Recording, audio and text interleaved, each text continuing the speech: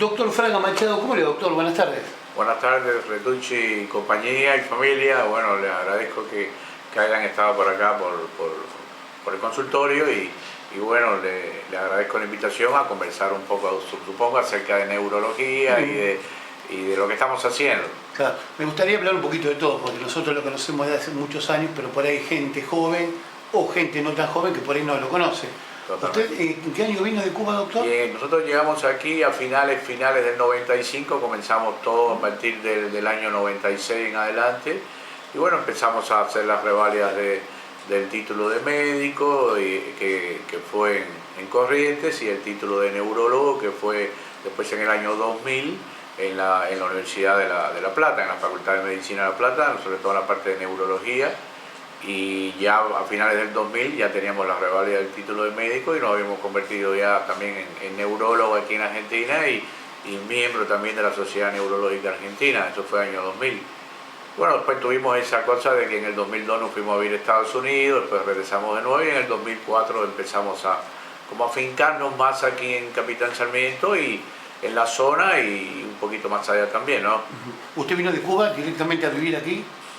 Sí, yo vine de Cuba, estuve en un congreso en Buenos Aires justo a finales del año 95 y después empezamos a hacer una relación muy sólida con Capitán Sarmiento, a pesar de mantenernos viviendo en Capital, hasta que hicimos la reválida de médico inicialmente y después, bueno, la de neurólogo ya la hicimos estando aquí en Capitán Sarmiento, que tuvimos que ir a La Plata para hacer todos los exámenes. Claro.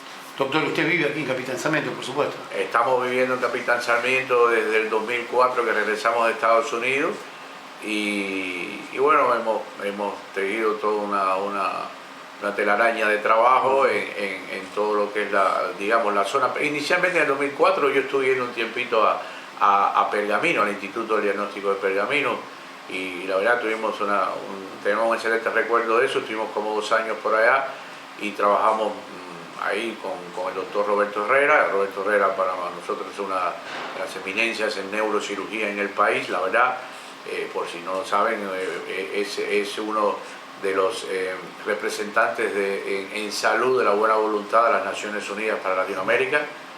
Cuando quiera te conseguimos una entrevista con sería Roberto Herrera. Es una eminencia, ¿no? Es una eminencia, es un hombre que ha trabajado mucho, es un gran amigo.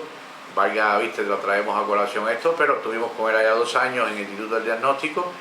Estuve hasta el 2008 en la clínica de Ricardo Gutiérrez en Arrecife. O sea, esos primeros 4 años, 2004-2008, fue por ahí por donde anduve. Y un poquito en San Antonio de Areco, pero estaba ya mucho más firme en San Antonio de Areco en otros lados, pero tenía esos lugares. Y ya después, a partir del primero de septiembre del 2007, empezamos a trabajar para San Camilo, la orden del ministro de los enfermos de San Camilo, de España, aquí en Argentina, allá en Bages, y la verdad que ha sido una experiencia fenomenal trabajar en todo el tema de discapacidad, del cual estamos, la verdad, muy contentos y hemos aprendido muchísimo de ese tema desde el punto de vista espiritual, humano, por las condiciones donde se da eso. Hoy por hoy somos buenos neurólogos interconsultantes de la Orden San Camilo acá en la zona y conectados con Buenos Aires también, pero decidimos también estar en la zona, ¿no? En Capital Federal, por eso. ¿Y en San Antonio sigue trabajando? Y en San Antonio comienza, todo ese tiempo, desde el 2004, fue creciendo el consultorio privado de neurología de una manera exponencial importantísima, la verdad. San Antonio de Areco es una ciudad que la verdad la queremos mucho y la asimilamos como una ciudad nuestra, por decirlo de alguna manera, desde el punto de vista de comunidad. Y en San Antonio de Areco también desde el 2016, a ver, te voy a decir, son 4 años, desde el 2016, por ahí no, desde el 2017 somos el neurólogo del Hospital de San Antonio de Areco. Somos parte del staff médico del Hospital Emilio Cervoni de San Antonio de Areco y bueno, somos somos el neurólogo del hospital de ahí en San Antonio de Areco. Y a partir del 1 de septiembre del 2009, fue una experiencia también fenomenal la que tengo hasta el día de hoy, que hemos hecho. Somos neurólogos de la planta permanente de allá de la Municipalidad de Vicente López, en este este caso yo estoy en el Instituto Municipal de Rehabilitación de Vicente López, que es el eje también y el centro de discapacidad de la zona norte en ese sentido ahí. O sea que seguimos ligados a la parte de discapacidad, viste, como si fuera una prolongación de San Camilo, pero en este caso la parte, digamos, pública aquí en Argentina y de la Municipalidad de Vicente López. Ahí desarrollamos estamos al frente de septiembre del 2009, lo que es toda la parte de neurofisiología del municipio. Hacemos todo, o sea, estamos al frente de la parte de electroencefalografía, electromiografía. Todo eso hace una escuela enorme también para nosotros de formación por las posibilidades que nos da toda digamos, estar en la zona norte, la cantidad de gente que llegan, que dan cursos y eso nos ha brindado una experiencia enorme de formación, sobre todo con el tema del banco enorme de resonancia magnética y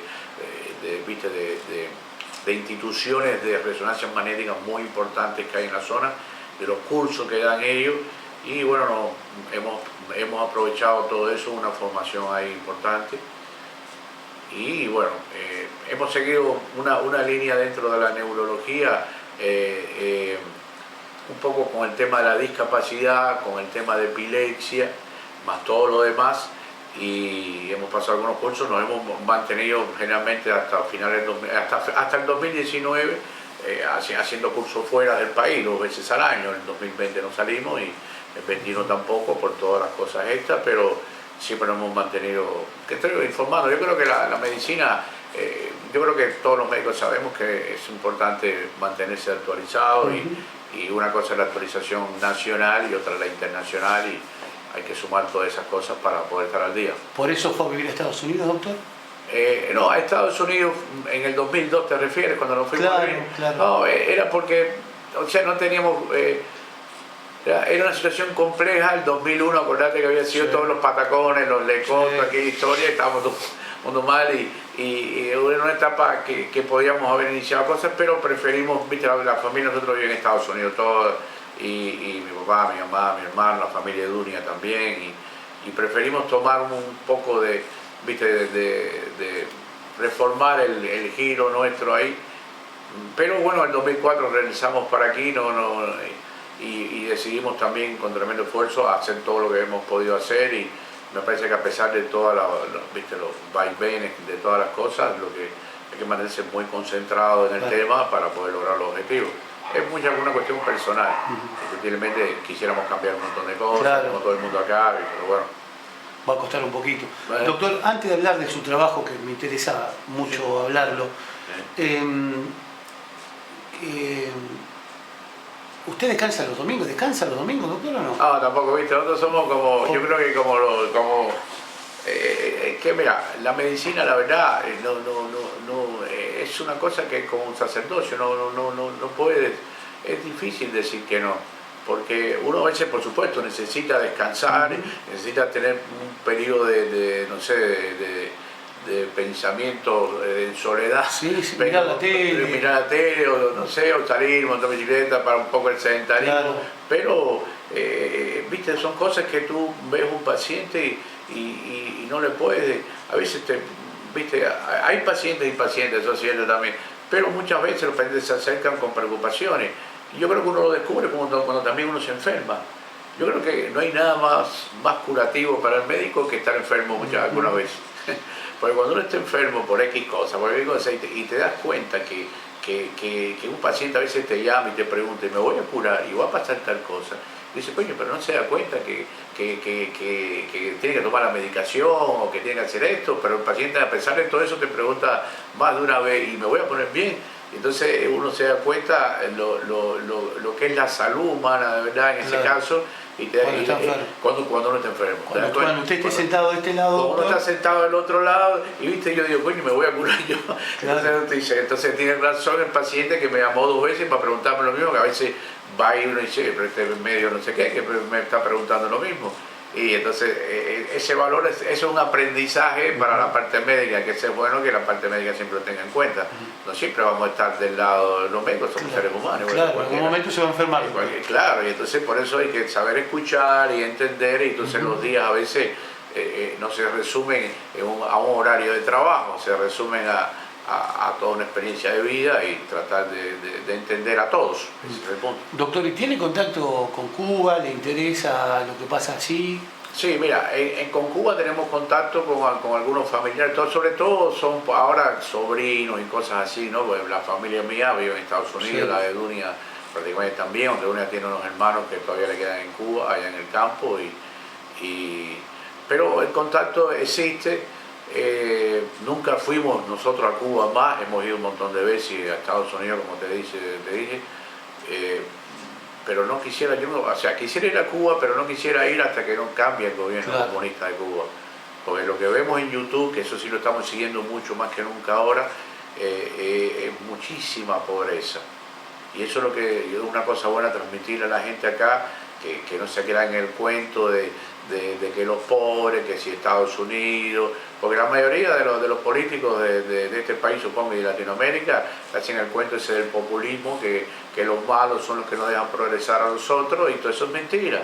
Es para confundir a la gente y lograr votos. Eso pasa ¿cómo se llama? Con los planes ¿viste? Los planes sociales estos, que estás viendo cómo hay juventud que se están viendo ahora, jóvenes de 20 y pico de años, todos de 30 años, que tienen un pensamiento extremadamente al revés de lo que tendría que ser. Piensan y eso menos trabajar en cualquier cosa. Y claro, menos que trabajar en cualquier cosa. Entonces, yo creo que esa mentalidad hay que tratar de borrarla completamente, porque no va con la misma historia de la Argentina. Fue un país constantemente de migrantes y que vinieron y hicieron muy grande hace casi un siglo atrás. Entonces hay que retomar esa vía. Ahora sí vamos con su trabajo, doctor. Para ser neurocirujano primero hay que ser médico y después se elige la especialidad. Bueno, en neurocirugía, acordate que es una rama de la medicina, pero neurocirugía no representa ser neurología. Ajá. La neurología, digamos, es una especialidad médica que se dedica al diagnóstico, al seguimiento, al tratamiento de enfermedades neurológicas. En caso de que se detecten ciertos tipos de anormalidades que puedan ser quirúrgicas, para eso está la neurocirugía. La neurocirugía es una especialidad, vamos a decir, médica, neurológica, eminentemente quirúrgica. Así, la neurocirugía, y es uno de los problemas ese que pasa, pero yo siempre también le digo a muchos pacientes, fíjense bien en el sellito, porque neurocirugía es una cosa y neurología es otra. Lo ideal sería que neurocirugía trabaje con neurología, y de hecho se hace así ya a ciertos planos más elevados. Por ejemplo, con el doctor Roberto Herrera hemos tenido pacientes en conjunto, hemos diagnosticado pacientes con epilepsias importantes nosotros, y el doctor ha terminado operándolo, o ha terminado extirpando tumoraciones, quistes cerebrales que producían esa epilepsia de una manera genial. Entonces esa es la vinculación, pero a un neurólogo no se le ocurre operar a nadie de la cabeza, porque no estamos calificados para eso. Entonces la gente tiene que darse cuenta de eso, o sea, con el médico. Desgraciadamente hay una gran parte de la neurocirugía que a veces no tiene un cierto nivel para vivir siempre de operaciones cerebrales o algo de eso, y tiene que sentarse en la parte médica, y entonces se hacen los neurólogos, y ahí es donde se puede meter la pata, porque no están preparados para conocer la fisiopatología de la neuropatía diabética, o de la cefalea, o de cómo se puede tratar mejor una epilepsia, y entonces ahí está el tema. Doctor, todos los cuerpos son distintos, una misma enfermedad en un cuerpo y en otro, ¿puede que se cure más rápido o ante el mismo tratamiento los cuerpos reaccionen distintos? Sí, evidentemente es así.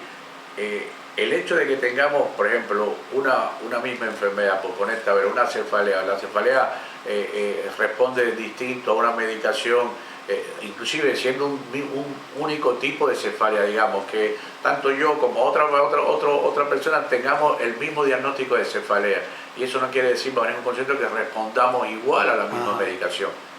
ni que el pronóstico de la cefalea de él sea igual al del mío. Porque supongamos, pues yo puedo ser hipertenso, puedo ser sedentario, puede ser no sé qué cosa, y ya el tratamiento mío va a ser muy distinto a él, que por ejemplo Claro. puede tener cefalea, pero es un tipo que hace ejercicio, que no es sedentario, que no tiene hipertensión arterial, y entonces él va por un lado y la mía va por otro. Es importante caminar, andar en bicicleta para cualquier enfermedad. Y yo creo que el ejercicio físico, la tranquilidad mental, acuérdate que el tema de la salud es un equilibrio biopsicosocial. La salud humana no es solo que me enfermé porque tuve una gripe, sino que depende, por ejemplo, si nosotros logramos mantener ciertos niveles de bienestar psíquico, mental, eso nos va a ayudar a que las defensas humanas nuestras, eso está comprobado, estén mucho más elevadas. Vamos a tener como una barrera más importante para enfermarnos menos.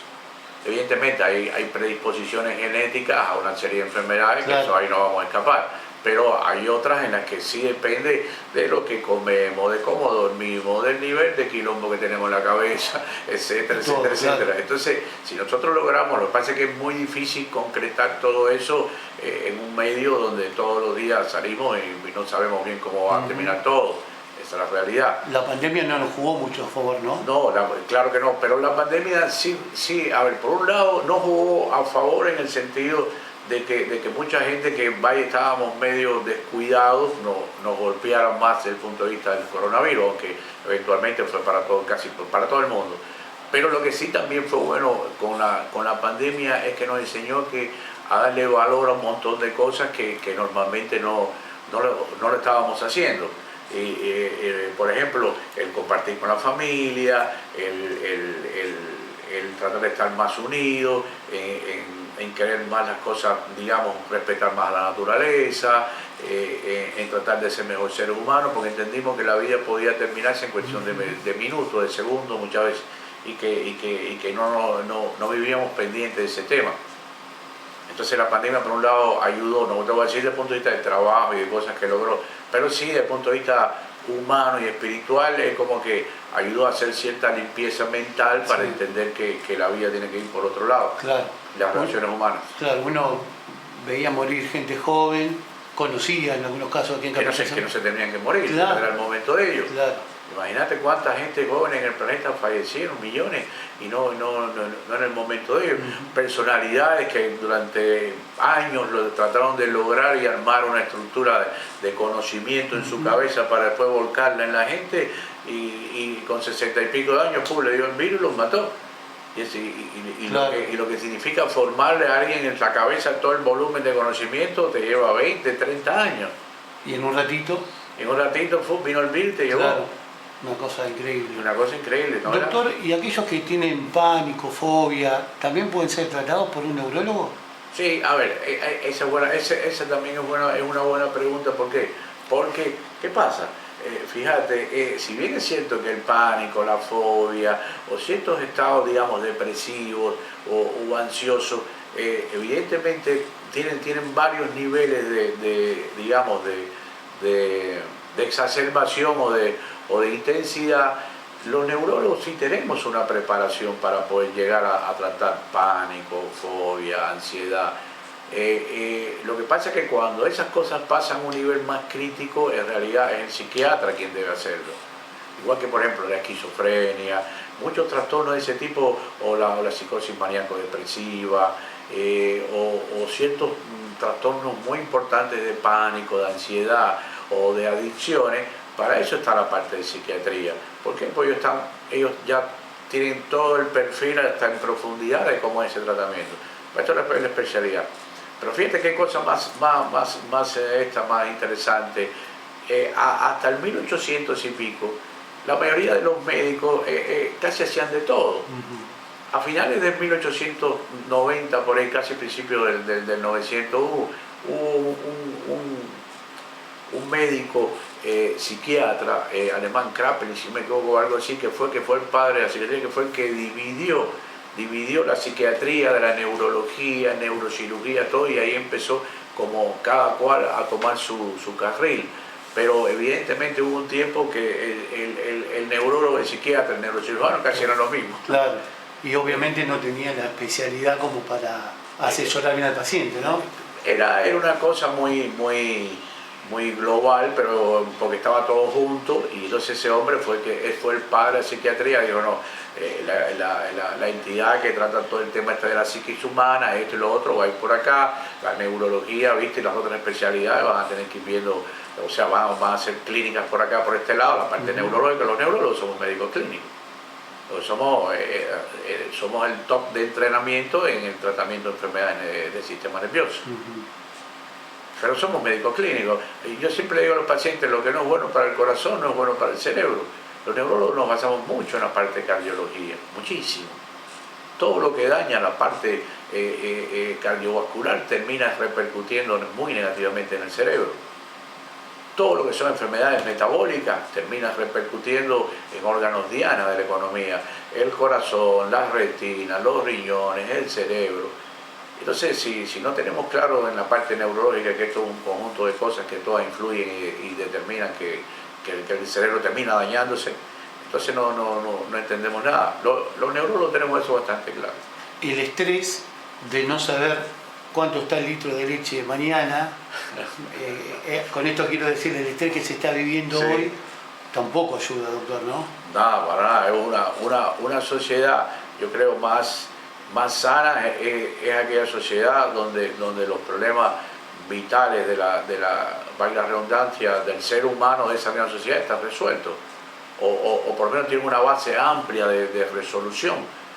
Donde cuando vivimos al día pensando que no sabemos cuánto nos va a venir de luz, cuánto va a venir de esto, que si lo otro, que esto, que lo otro, vivimos todos, viste, como hormigas locas dando vueltas. Eso nivela un grado, o libera un grado de estrés emocional impresionante.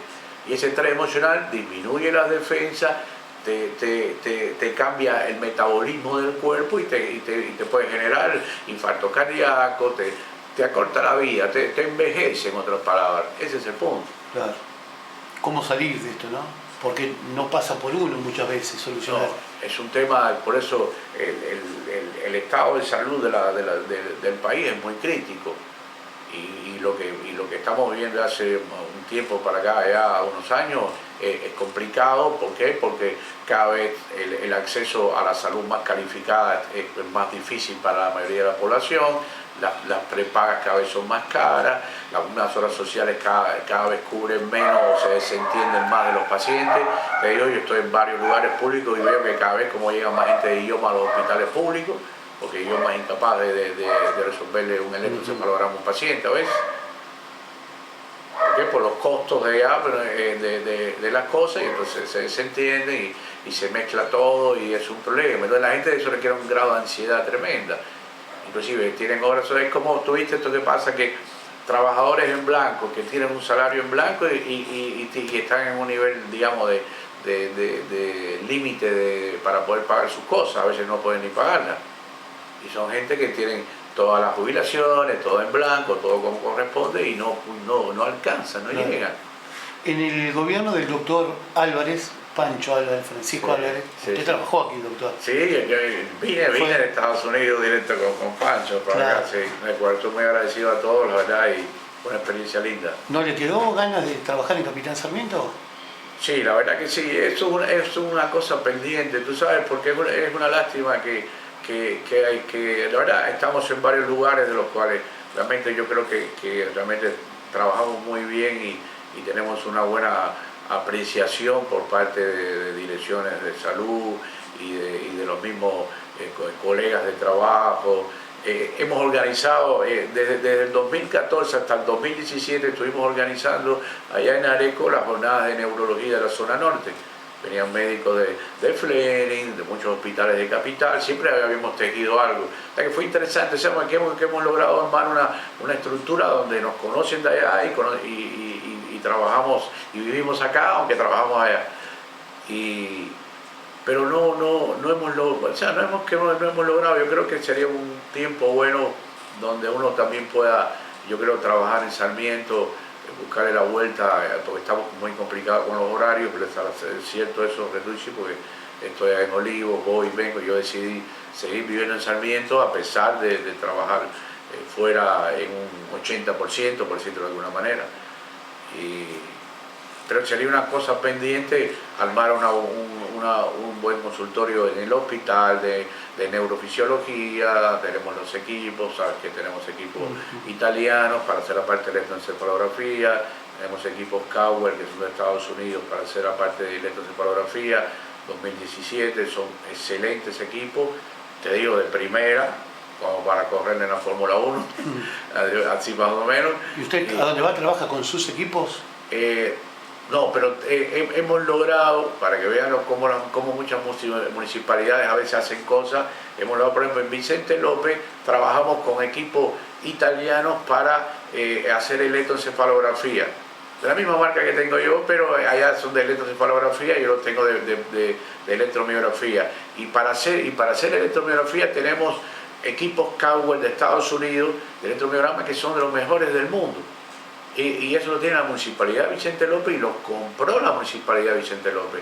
Ojo, lo compró, a ver, el último que compró, que es el de electroencefalografía, lo compró en el 2016, que es italiano, pero el otro lo compró en el 2011, pero es una Ferrari, como un auto recontra full completo con todo, que lo único que cambia en la actualidad de ese mismo modelo es la carcasa por fuera, pero todo el software es lo mismo, es lo mismo. Y además del llamado de Guasel, ¿qué necesitaría para trabajar acá? Guasel lo apreciamos mucho, lo queremos mucho, me parece que es un excelente intendente, la verdad, y yo creo que sería bueno en algún momento tratar de armar algo ahí. Al principio, yo recuerdo en marzo del 2020, febrero del 2020, estuvimos hablando con Graciosi y bueno, no se pudo concretar nada y creo que se estaba arrancando en el hospital en ese momento, pero sería bueno en algún momento sí armar un buen consultorio en el hospital de neurología, que se puede hacer inclusive hasta con más colegas, no hay ningún problema, yo la verdad no tengo problema en eso ninguno, yo puedo aportar los equipos y que la gente de Sarmiento tenga la mejor prestación en neurología de la zona.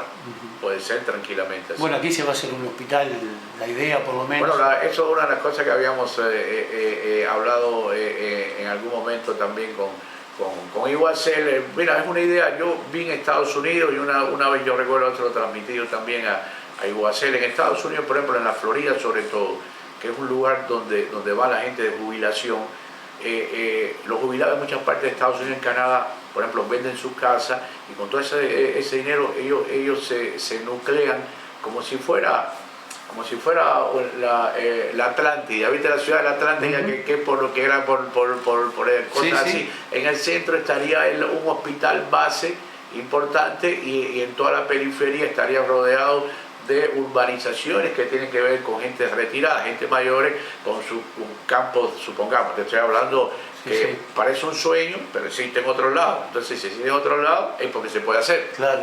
Bien, con campos de golf, con eso, entonces tú ves a todos los viejitos y que andan con sus carritos chiquititos, eso por dentro, como si fueran campos de golf, todo con lugares bellísimos debajo de los árboles. Entonces en el centro está el hospital y están todos, viste, toda la parte del centro de salud fuerte y todo eso está la periferia constantemente lleno de casas y urbanizaciones de gente jubilada que tiene su centro asistencial pero que también puede prestar, vive en esa zona. Y entonces todo eso trae, por ejemplo, toda la parte de enfermería a domicilio, traería muchísimo más trabajo, traería más trabajo desde el punto de vista también, digamos, de otras profesiones. Me parece muy interesante eso, y Guasel tiene esa idea bastante clara y nosotros realmente la vivimos porque hay familiares de nosotros que trabajaron en lugares de eso así allá. Me parece genial que eso se pueda hacer en Sarmiento, sería único en el cono sur hacerlo porque no creo que exista ni en Paraguay, ni en Uruguay, ni en Chile. Entonces sería una cosa genial formar un polo de salud donde la gente que está jubilada venga y se instale acá. Sería un movimiento bárbaro, un montón de sentido, porque esa gente va a necesitar más cosas. Claro, va a comprar el almacén de acá. Y la van a comprar acá, y si necesita un kinesiólogo a domicilio, claro, vaya hasta allá, o un terapista ocupacional, esto, lo otro, sería un movimiento tremendo. Doctor, a ver si entiende lo que le quiero preguntar. ¿No es un gran negocio la medicina? No para el médico, sino, No, sí. ¿entiende lo que le quiero decir? La medicina, a ver, la medicina sí es un, a ver, por un lado, el Estado cuando invierte en salud generalmente a veces un poco a pérdida. ¿Por qué? Porque los americanos eso lo tienen distinto, porque los americanos usan mucho los hospitales donde hacen el hospital y realmente alquilan las partes del hospital como prestadores. Y eso se le cobra al seguro de salud de ellos allá. Por eso muchos hospitales públicos tú ves que te piden el bonito, esto y lo otro, porque es bueno, allá en Vicente López así también, porque se logra recolectar algún dinero que sirva para invertirlo dentro de la misma área de salud, dentro de lo que es el presupuesto de salud pública después de la, digamos, ¿cómo se llama esto? De la Secretaría de Salud. Claro. A ver, las horas, las prepagas tienen todo calculado. Hay cálculo de que yo tengo tantos afiliados, yo sé que esos afiliados hay un porcentaje que se va a enfermar por mes. O sea que todo lo otro es clínica, es así. Lo que pasa es que a la hora de cuando se enferma hay que enfrentar, o sea, tiene que enfrentar toda una estructura que realmente lo habilite, si no es un curro total, ¿viste? Claro. Cobro, y cuando te enfermaste, que te voy a poner inyección, no tengo ni la jeringa para claro.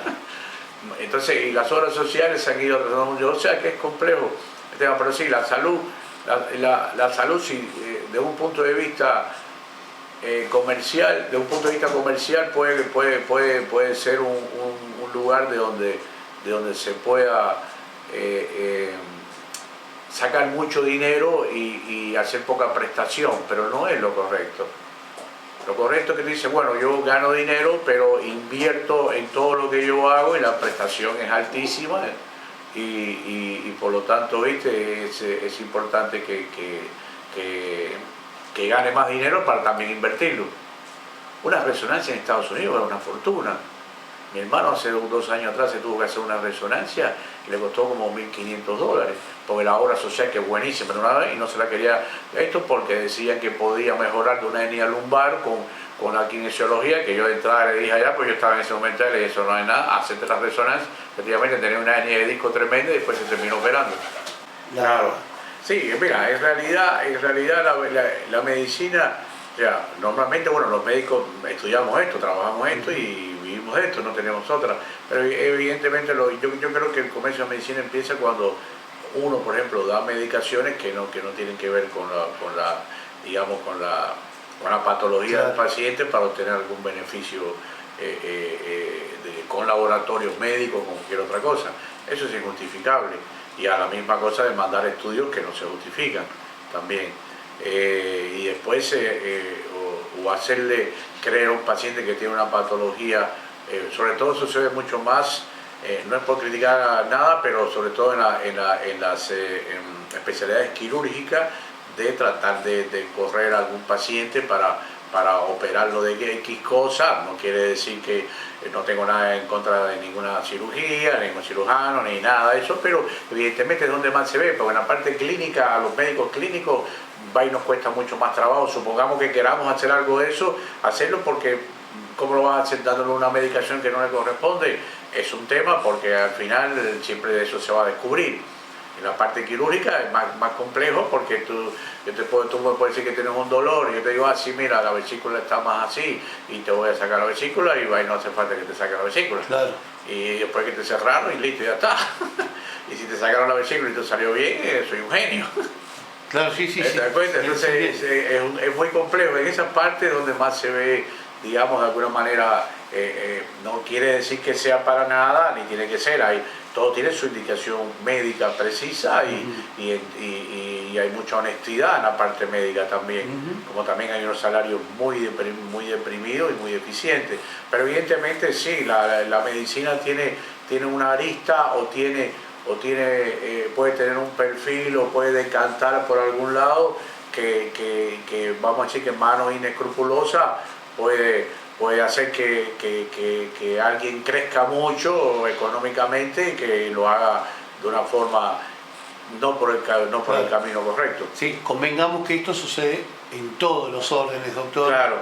Es porque estamos hablando de medicina, pero Claro, en todos los órdenes. claro, por eso mismo, sí, totalmente, por el propósito que te digo, normalmente no es para nada el perfil de un médico. Un médico, yo creo que más que todo se debe destacar por su perfil humanitario, por una sensibilidad exquisita, una gran espiritualidad para poder conectarse con el paciente sin que nadie termine dañado y poder obtener toda la información médica y que el paciente, la parte de la curación de una enfermedad, cuando habla de curación es de mejoría, de estabilidad, tiene que ver con la empatía que el paciente, con todo el respeto del mundo, pueda vincularse con su médico. Si no se logra eso, por muy capaz que sea, no vas a obtener esa gran mejoría en el paciente. Nosotros en Cuba tenemos amigos que incluso habrán en Estados Unidos, gente, pero genial, gente, pero fuera de liga. Y ¿qué tenían? Le faltaba lograr la empatía con el paciente. Tenían los conocimientos, pero no... Claro, pero no llegaban, no llegaban a entrar en la mente del paciente, claro, para crear ese vínculo necesario para que el paciente entienda todas las consignas, entienda la necesidad del tratamiento, de la cohesión al tratamiento y lo que representa todo eso. Claro, lo que pasa es que, repito, esto es en todos los órdenes, pero algunos médicos, turno de 15 minutos, en una hora metemos 4 pacientes, claro, y piensan en lo que le entra, más allá que a veces el paciente siempre, creo, necesita más tiempo, más confianza, ¿no? Ganar, sí, la confianza en el médico. Evidentemente, una cosa que va pasando es la ¿cómo se llama? La cantidad de minutos que uno le dedica a veces, claro, al paciente. También va pasando, estamos hablando de una experiencia docente médica. Sí.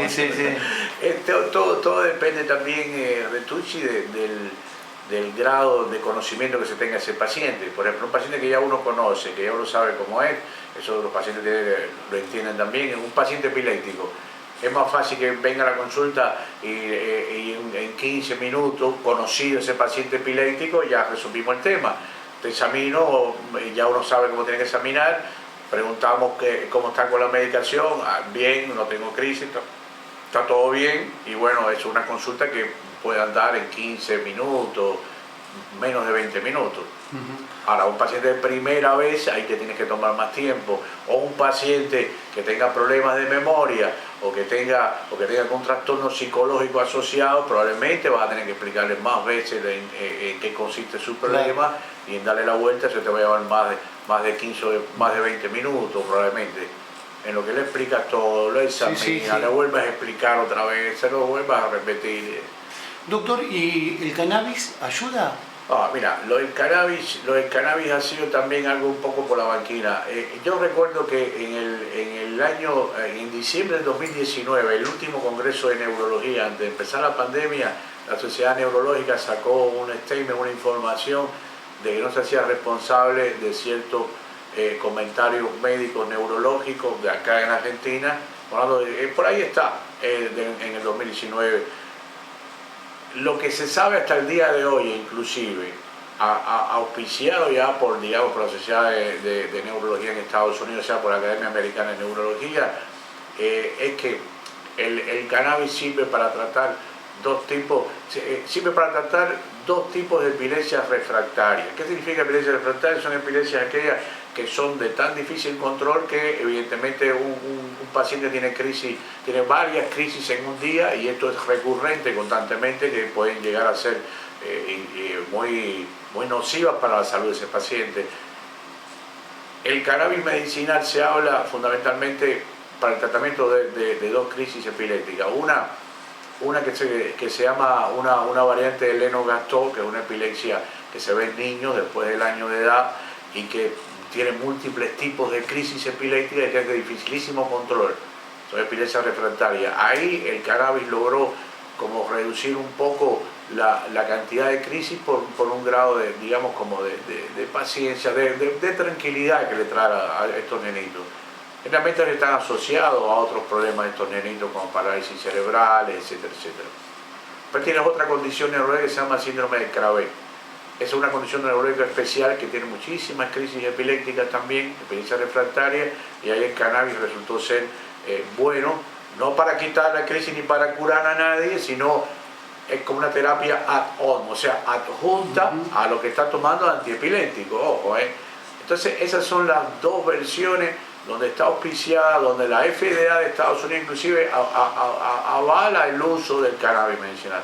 Todo lo demás que tú has visto, fíjate, ya no es tanto ya, observa para que tú veas que ya ese impulso no es tanto. Además, te digo una cosa, en el octubre del 2018, teníamos un paciente que en realidad terminó, fíjate cómo es la cosa, terminó después de tener un problema gástrico que era lo que no ayudaba a la absorción de los antiepilépticos, en San Camilo. Empezamos a ver, viste, todo el boom ese del cannabis. Bueno, vamos a buscar el cannabis. Buscamos a la gente que estaba auspiciada a través de las MAT para traer el cannabis a Argentina. En el 2018 nos salió un frasquito de cannabis como $360, pero estamos hablando de $1 a 13, 14 por ahí, qué sé yo. Bueno, o 17, qué sé yo. Calculaba que el frasquito aquel salía como 36.000 pesos. La verdad, una fortuna en ese momento. ¿Y ahora? Ahora son un vuelto, yo creo, impresionante, o algo así, por decirlo de alguna manera. No es dinero, parece mucho, pero no es nada.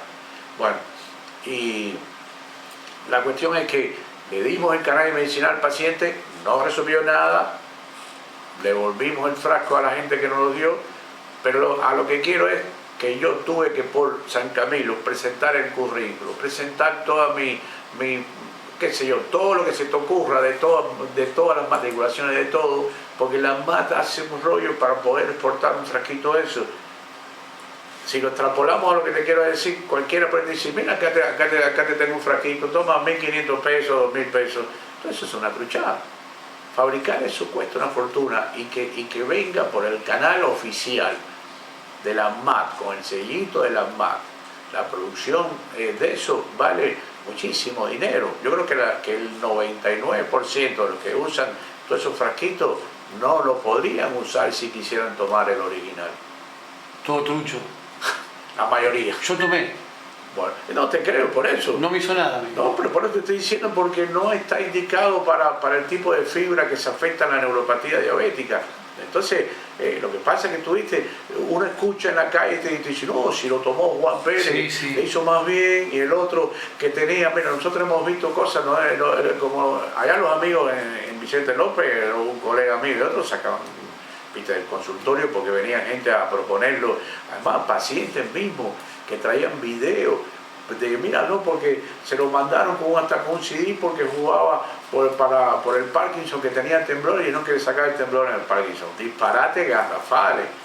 Otro que curaba la demencia, una gente instruidas, allá en Capital, lo compraban. Decían, no, yo le di tantas gotitas, yo le dije, mira, lo que estás acá drogando ahorita, poniendo una drogadicción a su papá con 80 y pico de años enormes porque no la resolvía nada. Al final ellos mismos se dan cuenta.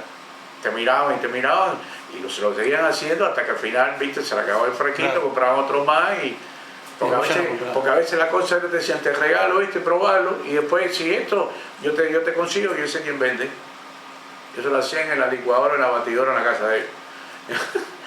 Ahora, cuando uno llega a cierta edad con una enfermedad que viene con mucho tiempo, termina haciendo cualquier cosa, doctor, buscando la solución mágica que no está, ¿no? Yo creo que sí, o sea, como tú dices, pasa eso también, tú sí, imagínate que hay enfermedades que algunas son incurables, la verdad, y el paciente se ve con un grado enorme de desconcierto y la verdad que ahí, viste, apelamos a cualquier cosa, a visitar no es que los milagros no existan, los milagros pueden existir, pero no creo que eso pueda ser tan frecuente, no puede haber una cola 200 gente para ver al padre Periquito, para que me pase la mano y vengo curado Claro. y le dejo ahí en la lata 200 pesos.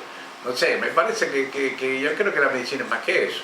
No es que uno no crea en los milagros ni deje de creer en otras cosas, pero evidentemente hay que estudiar mucho, hay que investigar mucho. Te cuento un par de cosas más rápido.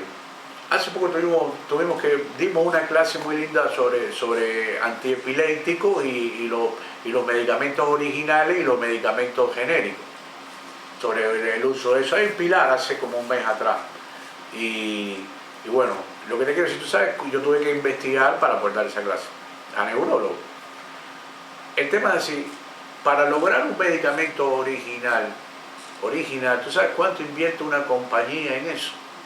Desde que se piensa que tal enfermedad se genera porque hay un ADN, hay un defecto genético, y si usamos una proteína que bloquee ese defecto genético, no se produce la enfermedad. ¿Viste? Ese es el pensamiento inicial. A partir de eso, un laboratorio empieza a crear una serie de moléculas que van teniendo diferentes fases, fase 1, fase 2, fase 3 y fase 4, hasta que ya se libera al mercado.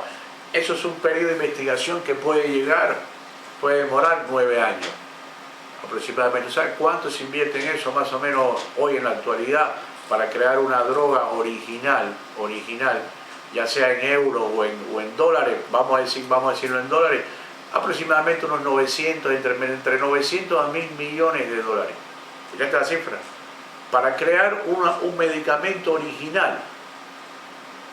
Ese medicamento original lleva una etapa, como te dije, de 9 años. Hay una inversión enorme. ¿Tú crees que va a venir, no sé, Juancito Pérez, te va a decir, tomate esto? Entonces no, las cosas no son así. Cuesta muchísimo dinero crear un medicamento original, investigarlo, probarlo, lleva una serie de cosas, y después una serie de leyes que lo van a regular. Cuando le dicen en la farmacia, este es más barato y tiene la misma droga. Eso no facilita para nada que tenga la misma efectividad. ¿Qué pasa en Argentina y en Latinoamérica?